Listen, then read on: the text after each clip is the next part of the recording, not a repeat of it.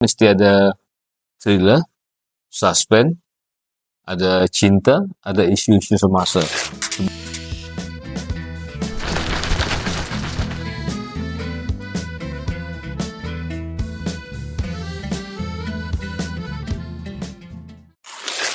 Assalamualaikum, saya Ramli Al-Mursyid. Saya berasal dari Papar, Sabah, di mana saya lahirlah tahun 1967, sekarang udah tua pun. Tapi insya Allah, Allah masih memberi kurnia dan ilham untuk terus menulis untuk Anda semua. Hai, tahukah anda terdapat 2 siri di bawah Epik Sunan? Siri pertama adalah siri Sunan yang berjumlah 8 buah naskah. Siri kedua pula adalah siri Kembara Laksmana Sunan berjumlah 2 buah naskah. Sejak 20 tahun kemunculannya di pasaran, siri Sunan telah mengalami pelbagai evolusi dari segi penampilan dan tetap mendapat permintaan tinggi dalam kalangan peminat, lebih-lebih lagi bagi pengumpul tegar karyanya. Walaupun telah diubah, naskah ini tetap mengekalkan isi kandungan dan nilainya. Berminat untuk dapatkan siri ini? Sila layari halaman yang dipaparkan. Saya memulakan sekolah di SRK Kepayan, Sekolah Rendah Kepayan, di mana saya tinggal dulu di barek penjara. Bapak saya kerja penjara dulu. Mungkin itulah pengaruh pertama yang membuatkan saya lebih kepada thriller. Kemudian saya melanjutkan pelajaran ke sekolah Maktab Sabah dan saya bekerja. Lepas saya kerja itu, saya dapat offer belajar di Universiti Kebangsaan Malaysia dan saya adalah pemegang ijazah komunikasi sastra Universiti Kebangsaan Malaysia. Saya mula menulis pada tahun, pada tahun 80-an. Pada 80-an itu saya lebih kepada skrip drama radio. Skrip drama radio mudah sajalah, dalam 12 muka surat. Tapi bagi saya susah sekali untuk menghasilkan 12 muka surat. Lepas itu saya terdedah pada penceritaan apa semua. Dan pada 1990 ada sayembara dianjurkan Dewan Bahasa dan Pustaka di Sabah, dan saya mencuba nasib Igawan Maut ataupun 4 November kah tajuk asalnya itu. Panjanglah tajuk asalnya itu, tapi bila sampai ke tangan editor terus dibuang-buang, dia simple saja tajuknya itu. Jadi bermula dari situlah tahun 1990 saya menulis. 1990 sayembara itu saya dapat nombor 2. Jadi itu pencetus semangat untuk saya. Saya dalam waktu itu saya nama baru dalam penulisan novel di Sabah. Dan kemudian Allah memberikan rezeki, saya dapat nombor 2 waktu itu. Dan hebatlah nama Ramli Al-Mursyid. Dan 1995 terbitnya Igawan Maut. Dari Igawan Maut itulah saya terus tak berhenti. Dan akhirnya saya menghasilkan Tombiro. Dan Tombiro ini agak berlikulah nasib ya.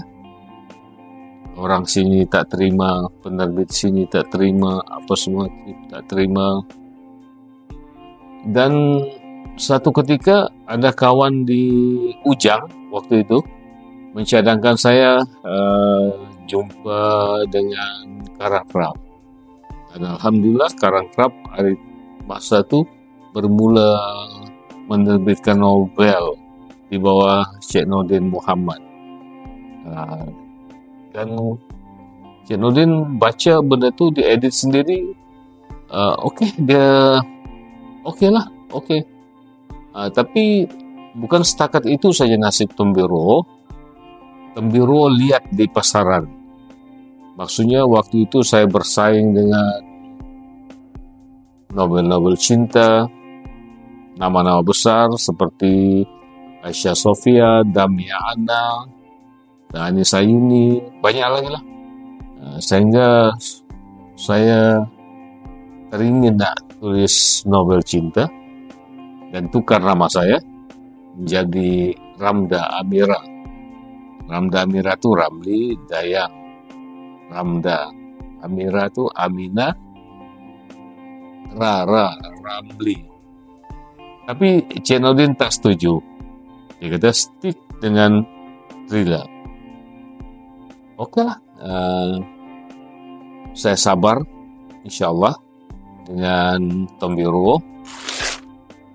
Pada masa yang sama, terbit juga anugerah pertama dengan Creative Enterprise dan Ranggau.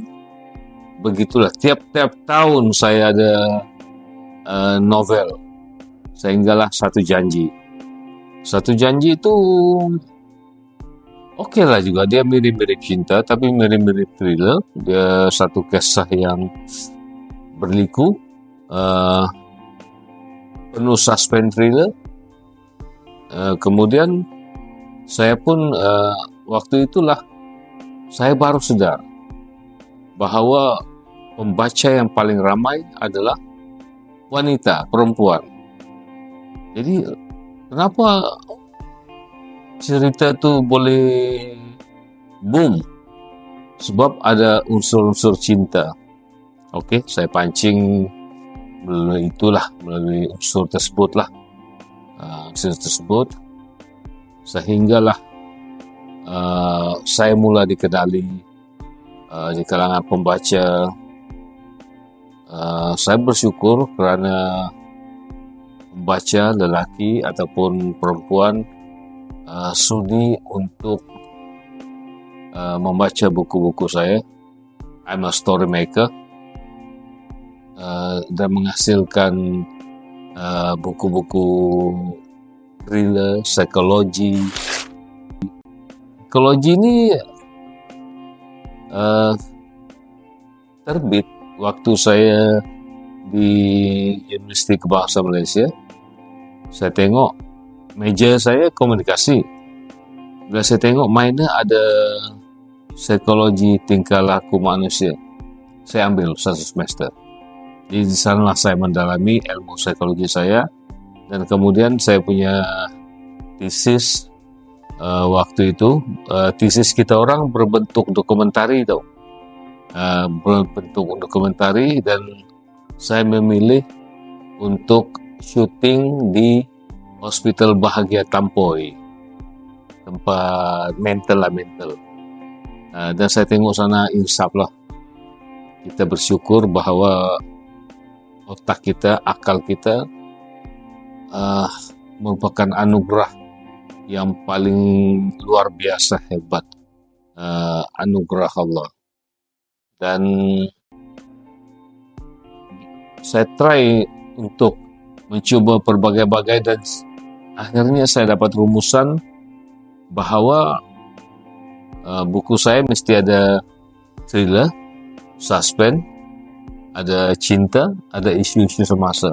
Sebab waktu itu saya bekerja sebagai wartawan RTM. Jadi menerusi wartawan itu saya rezeki saya melihat negara-negara orang. Sampai 1 tahun 9 kali pergi overseas atas nama tugasan.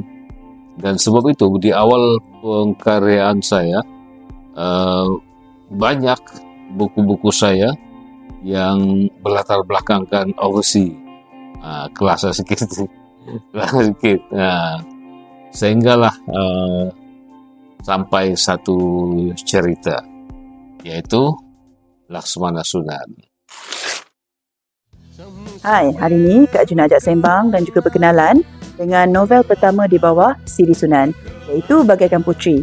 Mungkin ramai anda mendapatkannya di pasaran, tetapi hari ini mungkin kita nak bercerita sedikit tentang macam mana kita nak mulakan perjalanan bersama-sama dengan Laksmana Sunan. Baik, kalau kita baca daripada sinopsisnya memang betul adalah orang kata perjalanan watak iaitu Haryani, yang mana kalau diikutkan adalah dalam satu situasi Haryani ini tercampak ke abad ke-15, yang mana pada masa tersebut Haryani berjumpa dengan Laksmana Sunan, yang mana pada masa tersebut juga Laksmana Sunan ni sebenarnya kita tahulah satu watak yang sangat kuat, yang mana kita terjemahkan sebagai seorang pejuang Islam, berjuang dalam zamannya. Dan kita nak tengok juga sebenarnya daripada novel ini macam mana perjalanan Haryani itu sendiri berjumpa dengan Laksmana Sunan, bagaimana mereka dipertemukan, ya, dan bagaimana mereka kita boleh kata sebagai banyak kisah-kisah yang boleh dikatakan sebagai mereka jalani bersama-sama, yang mana dalam melawan kejahatan dan juga orang kata musuh-musuh pada masa tersebut. Tetapi sebenarnya dalam kemuncak novel ini, bagaimana dan juga boleh dikatakan sebagai perjalanan Laksmana Sunan itu sendiri untuk menghantar semula Haryani ke pangkuan keluarganya. Kalau diikutkan tadi kan kita kata Haryani ini tercampak ke abad ke-15. Jadi watak Haryani ini sebenarnya adalah dalam abad ke-21. Jadi macam mana? Kalau dikata, ya kita boleh kata sebagai macam mana perjalanan masa semua kan? Tapi novel ini juga menceritakan kisah tersebut. Dan yang paling menyulitkan adalah apabila Haryani mula jatuh cinta dengan Laksmana Sunan. Nak tahu? Dapatkannya sekarang. Berminat untuk dapatkan siri ini? Sila layari halaman yang dipaparkan.